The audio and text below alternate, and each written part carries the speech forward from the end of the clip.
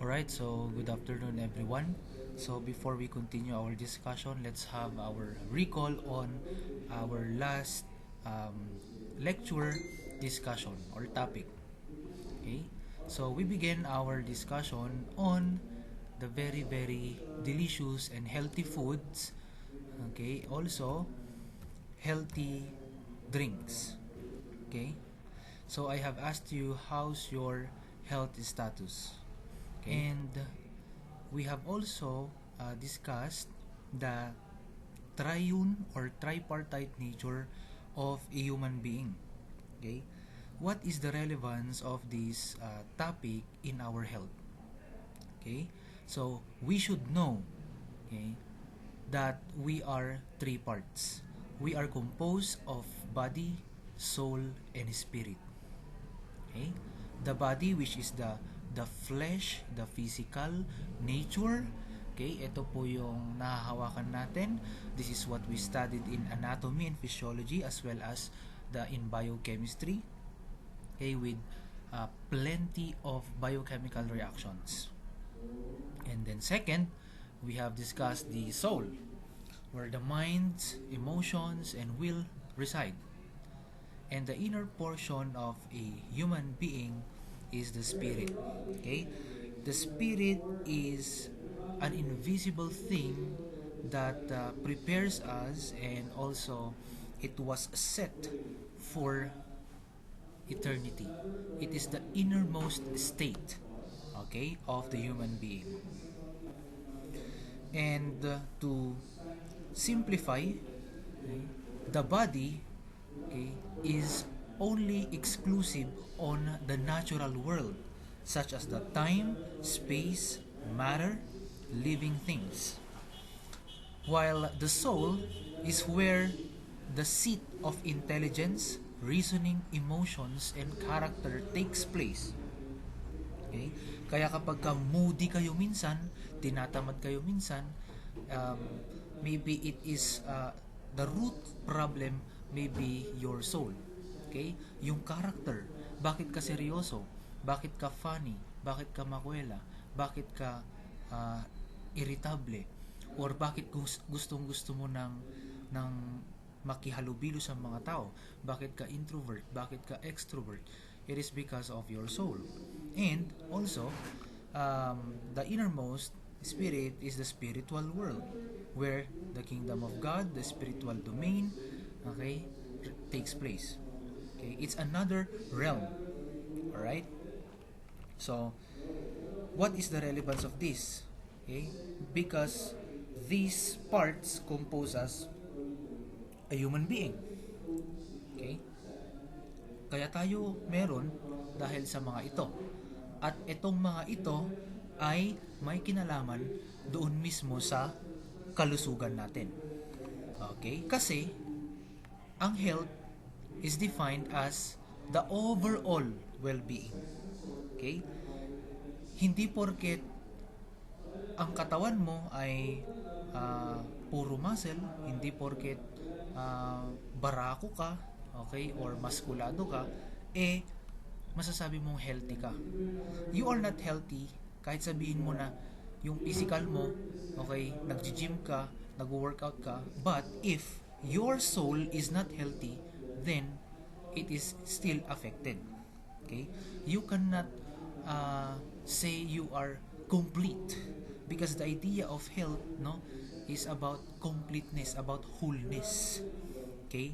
Dapat overall being natin includes the physical, which is the body, emotional, mental, that involves the soul, and of course the spiritual aspects.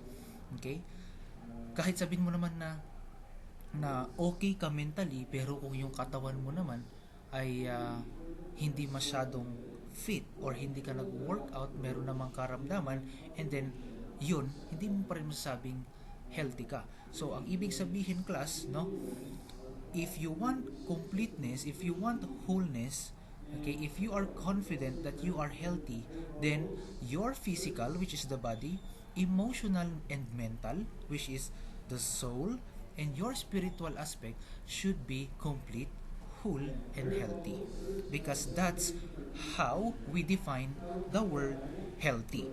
And last meeting also, okay, we defined that the root word of health is heal. Okay? So dapat magaling ka. Ganun. Because the opposite or of being healthy is having a disease. Okay? So it simply means discomfort in well-being. Okay? Kasi naapektuhan ang physical, mental at emotional mo. Example of disease, okay, ay yung viral infection. Again, we had discussed the main causes of disease. There are two classifications: genetic, acquired, and also their examples, as well as the physical causes and the other four. Okay, and I have shared an example of mechanical trauma. Yan, kapag ka binugbog ka, tapos kapag ka sinaksak ka, yan, example po yan ng trauma. At also kapag ka hinihila ka. Tapos nag-share din ako ng example natin na possible cause, okay, ng under physical trauma, yung mainit at saka malamig. Yan, kapag ka sobrang lamig, masama yan sa katawan. Pagka sobrang init, masama din naman yan sa katawan natin. Okay? Kasi may balance tayong mini-maintain. Okay? Next, radiation. Yan. So, I discussed also how radiation transforms the normal cell into an abnormal cell. Ano pa ang pinag-aralan natin anong last? Yung pressure. Because this pressure, okay, can alter the homeostasis of our body. And specifically, the changes in the pressure, okay, may really affect or might cause a little change in the homeostasis of our physical body, such as yung barotrauma. Kapag ka-atleta ka, sporty ka, yan, pwede kang maapektuhan, lalo pag mali yung impact mo, mali yung yung positioning ng katawan mo. Kapag mabsaw ka dun sa tubig, merong malaking pressure dyan, okay, or malakas na pressure that would lead to decompression, sickness, dizziness, and paralysis in worst cases. Second, an example ko rin yung ear barotrauma. Kaya nga kapag ka nagbabiyahe kayo, dapat meron kayong mga ninunguyang bubble gum, no? Kasi ang malakas na pressure kapag ka ikaw ay nasa bus, nasa van, nasa airplane, okay, would cause a rapid change in the cabin pressure of the eustachian tube at our ear. Okay? So, ito yung example ng normal middle ear hanggang sa na-damage. So, nakakaapekto sa eardrum natin. At kapag ka nakaapekto or naapekto na yung eardrum natin, it creates discomfort in our physical body, and that discomfort affects the wholeness of our health.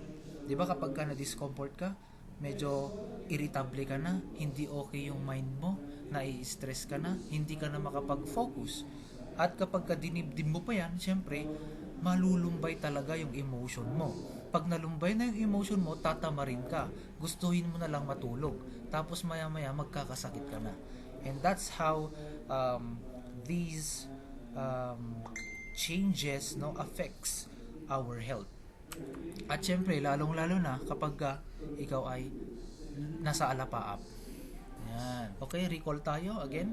Physical causes. There are also chemical causes. Ano yung mga chemical causes? Syempre, mga elements. Ang pinaka-target ng mga elements natin are the alteration of neurotransmitters. Okay? And also, nutritional causes, which alters the homeostasis or the balance of our body. So, tandaan, physical, chemical, nutritional. Yan. Lalo na kapag ka nutrient deficient ka. And also infectious. These are the causes, no, to acquire or having disease. So maraming factor, hindi porket disease infectious na. No. Tandaan natin, healthy ka, pagka hindi ka healthy, may sakit ka. At yung pagkakaroon ng sakit or having disease may be classified into the following: physical, chemical, nutritional, infectious. Okay? So, this is just a recall. And when we say infectious, no? Microorganism, nandyan yan. BFPV. Okay? Tapos, ipinakita ko rin sa inyo yung propagation ng bacteria. Ganyan. And, kung gano'n po sila ka-cute na mag-grow.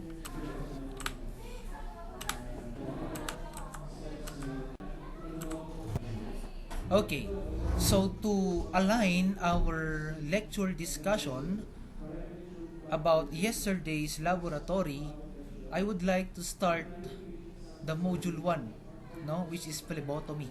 And when we say phlebotomy, it is classified to venipuncture, skin puncture, arterial puncture.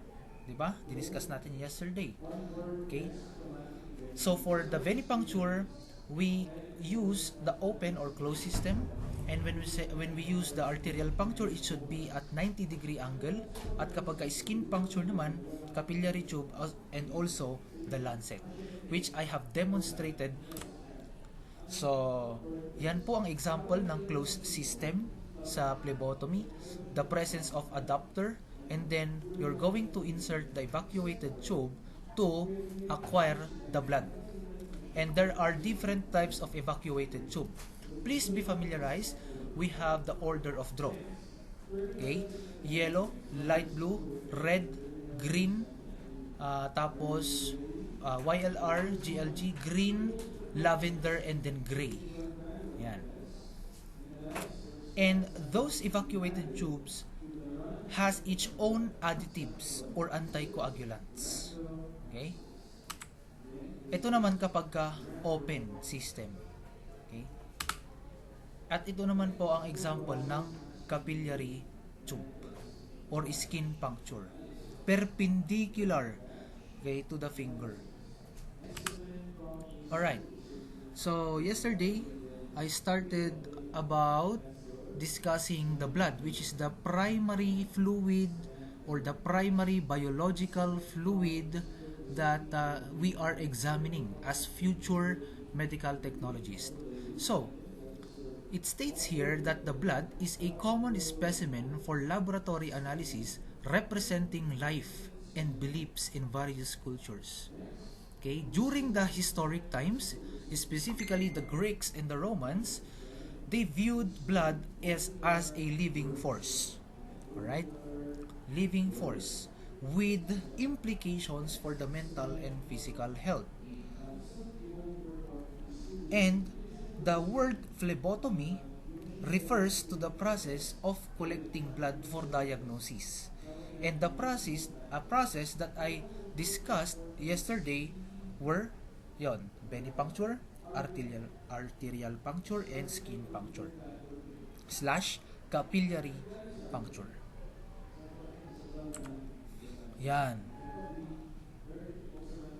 Kasi ang dugo, di ba, ay viewed also na pampalayas ng mga masasamang espiritu noong unang panahon.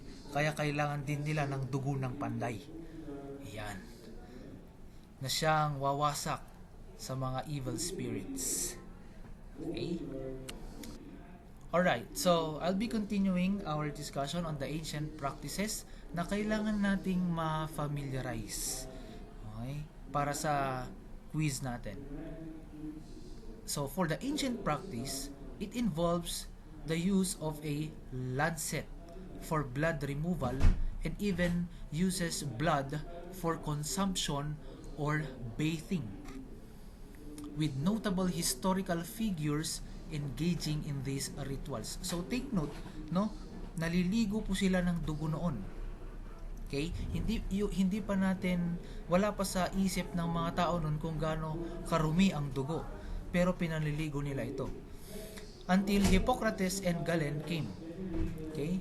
They were significant in the evolution of bloodletting practices, okay, with Galen, integrating scientific reasoning regarding the patient condition and environment. Okay? That's why nauso ang term na bloodletting. It was widely used to treat the various diseases including pre-childbirth or before the childbirth, procedures to prevent inflammation, and involve the techniques like breathing a vein. Ganyan po yung itsura para aware kayong lahat. Until dumating ang modern period na uso na yung therapeutic phlebotomy. Okay? Therapeutic phlebotomy. So, ano ibig sabihin ng therapy? Nakakaginhawa, di ba? So, sa modern period, kapag kinukuhanan ka na ng dugo, yan, nakakagaan po ng pakiramdam. That's how the scientists, okay, believe in that therapeutic phlebotomy. Tapos, hanggang sa, eto na rin yung naging kasangkapan, naging instrumentation, okay, or naging mode or method natin ng mga medtech and sa mga allied sciences para ma-determine kung ang isang tao ba ay normal o kaya naman merong karamdaman. Now, I have provided here examples of the problems, no, in the blood. For example, yung hemochromatosis, it is a condition, genetic condition, where the body absorbs too much iron. Okay? Drawing blood is the only effective way to lower the iron levels and prevent organ damage. Later on, you will learn in your Hematology 1 about the hematopoiesis and about how blood is being attractive to the iron.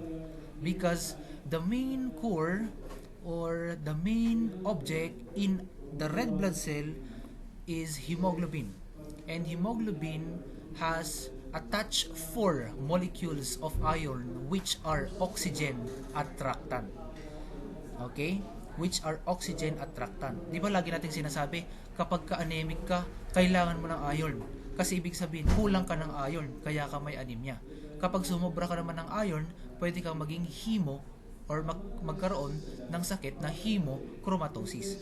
Kaya nga yan sinasabi ko, masama ang lahat ng sobra, masama din naman lahat ng kulang. So dapat balance lang. Ngayon, anong gagawin kapag ka nasobrahan na?